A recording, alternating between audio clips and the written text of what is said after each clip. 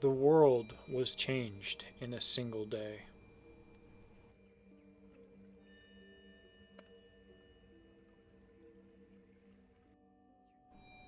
Overnight, society was a thing of the past.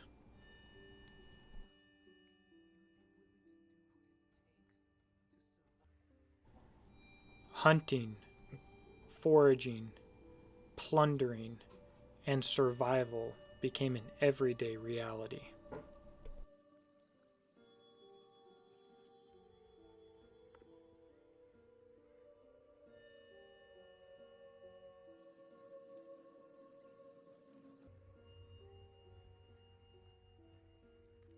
Sickness, hunger, and exposure were no longer the primary killers.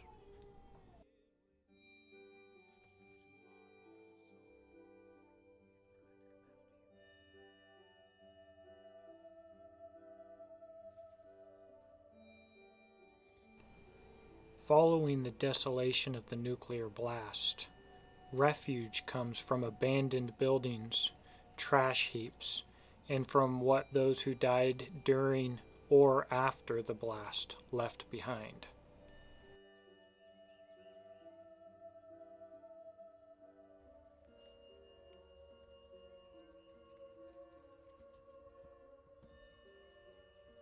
Scrounging and plundering become a way of life. But it's not just about finding goods. Just finding a safe place to go to sleep can be the difference between life and death.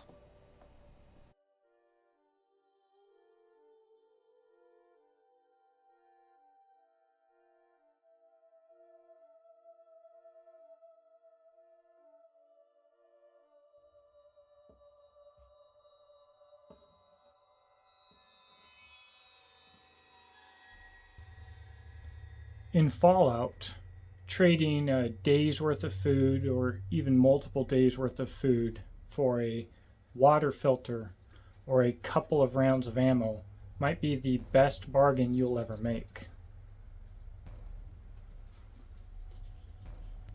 Historically, as firearms technology increased, the size of a combat knife or utility knife in general decreased. I believe the opposite would also be true. In this crazy world of Fallout where you may only have 2 rounds in your mag, or your gun might even be just an item for show to scare trouble away, a knife, a larger knife, could be an invaluable tool. And as you may have learned recently on this channel through things like the Tooler drill or the 21-foot rule, if you're in close with somebody, a knife could be a lot more effective when you spook someone than a gun, and you might need that gun in those couple of rounds later on when the ranges get beyond what a knife can handle. So, what are we talking about here? We're talking about Fallout the game or Fallout the TV series, a series where in a post-apocalyptic world, a nuclear fallout filled with mutants and crazy animals and all manner of things that simply want to kill you. If you want to travel, it could likely be by foot, and if you want supplies, they very well might not exist, and your main currency is bottle caps, but the thing that you're probably going to rely on is bartering, foraging, and quite honestly, stealing from abandoned buildings and places. I'm glad I have my combat art training pack. What do we have? Empty magazine, strop from HCO strops, sharpening ceramic from Phil MW, thanks Phil, Grail titanium water filter, single wall stainless steel clean canteen, a poncho, and what do we have to eat? Cornbread stuffing. I hate cornbread stuffing. Now, I grew up really enjoying Fallout the game. I want to give a shout out to Deed Snives for this shirt. Very cool. And I am very excited about the Fallout TV series being released on Amazon Prime that is dropping today. And as an absolute certified knife nerd, I want to use this as an opportunity to talk to you about knives given the context of this world that we have built. Now, I own Exodus Knife and Tool, but as a content creator, I will never do one of these videos where I recommend one of my knives. However, that does not mean that you should not consider one of my knives. Please consider checking out exodusknifeandtool.com. So I have to make a choice of two knives, what I would carry for Fallout. One custom and one production. What am I going to go with and why? For my custom, I'm going to go with the Midnight Patriot from Red Beard Blades. This is a big old knife that means absolute business, but we've got about a 7 to 8 inch blade, 1/4 inch stock thickness of 8670, one of the absolute literal toughest steels money can buy. We've got a relatively thick edge, and I have it riding in a custom sheath from Spirit of the Bear Designs. This sheath can be used with a sling, a baldric sling, like you can get at beachandtactical.com if the owner wishes. But at the end of the day, I know that I can do a lot of my fire prep tasks with this blade. I have the ability to do some skinning and stuff like that with this blade.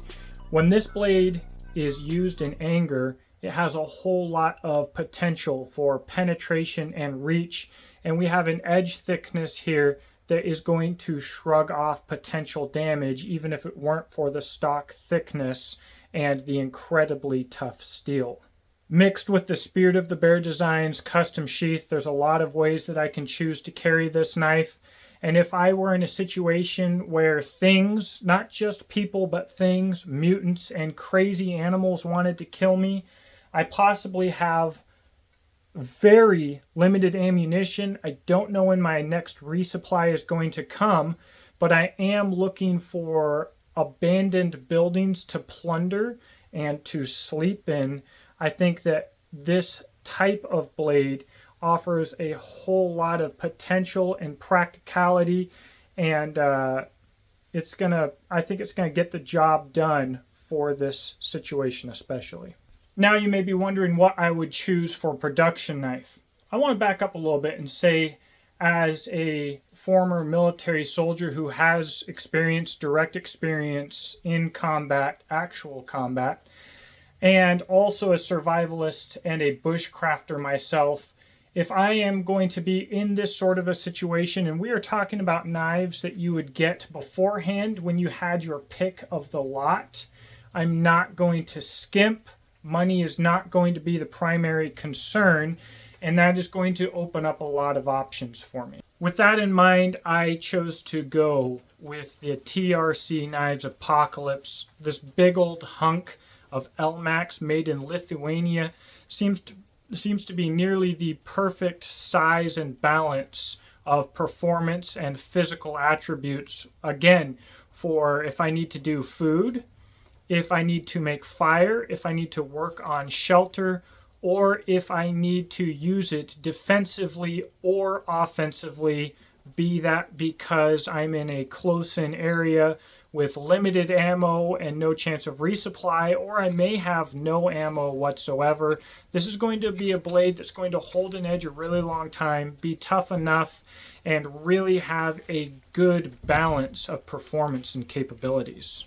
I also want to mention that I really wanted to pick a White River knife and tool, specifically the Firecraft 7. It's such an amazing knife, and it probably has the absolute best balance of attributes of any knife I have ever tested, with its size, its steel, and its behind the edge thickness.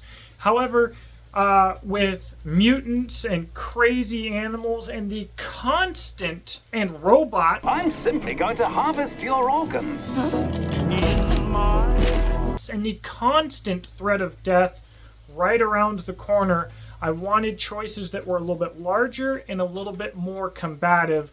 So I personally am incredibly excited to see White River Knife and Tool take their fit and finish and their quality and their knife knowledge and make a larger knife or a more combative knife.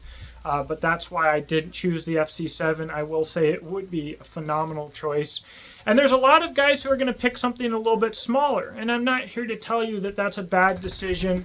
But what I am here to tell you is that as our combat knives and the knives that we see being used in society get smaller and smaller, and I love small knives myself, you have to remember that way back when, the knives were big and bigger, all right?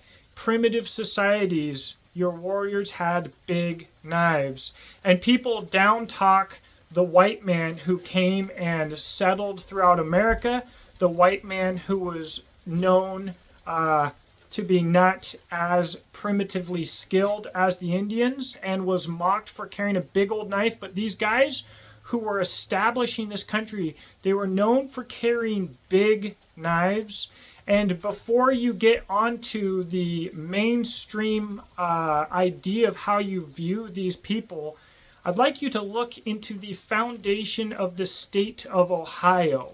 A lot of these men were combat veterans who traveled hundreds of miles with nothing, built massive boats with the hand tools that they carried and or brought, traveled down the river and settled in a period of years amongst everything else going on, clearing land and everything, carried and made everything.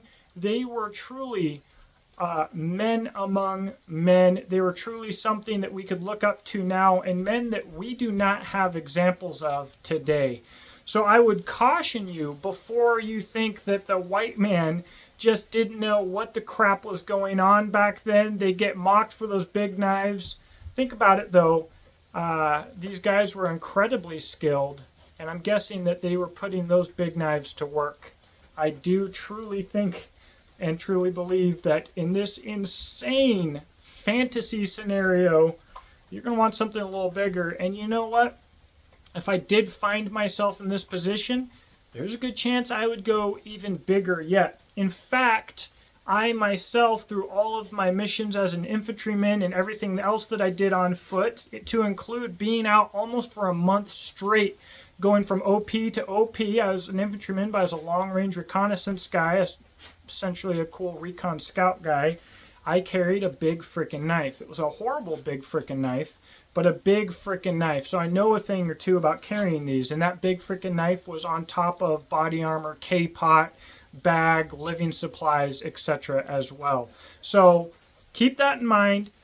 This has been really exciting. I hope you have as much fun as I did, and I do expect some more Fallout content to be coming soon. Thank you for watching. Please check out the description box below to see how you can support this channel, and I hope that you have a blessed day. While filming, I know this chair was about to break. Multiple times I heard it crack. I couldn't lean back on it. I definitely thought that we were going to get a film of me sitting in this chair and the chair failing. Wow, it is really nasty in here. This is straight up wild, honestly.